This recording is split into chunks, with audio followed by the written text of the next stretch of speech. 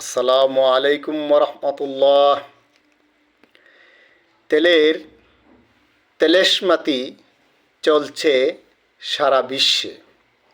আজ তেল নিয়ে যে তেলেস্মাতি, তাহার খলনায়ক হল আমেরিকা।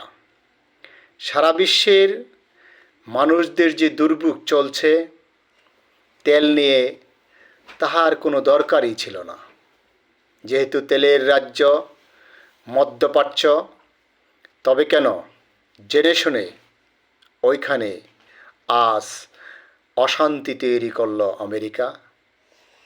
আজ সারা বিশ্বের মানুষ আমেরিকার নিন্দা করছে জোরালোভাবে। কেন আমেরিকার মিত্র দেশগুলো যুদ্ধে জড়ায়নি?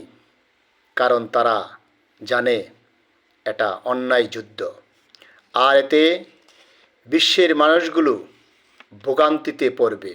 তাই তো মিত্রের পাশে তারা নয়। তেলের তেলেস্মাতি আমেরিকাকেই শেষ করতে হবে, পরাজয় মেনে নিয়ে। বাস্তব চিত্র সবার সামনে আসতেছে ভয়াবহভাবে। আপনারা কি মনে করেন যুদ্ধ কি ইরান শেষ করবে, না আমেরিকা? তেলের তেলেস্মাতি এখন আমাদের দেশেও চলছে, যাহা সরাসরি ভুক্তভোগী আমরা। আল্লাহ আমাদেরকে সহায় করুন, আমিন।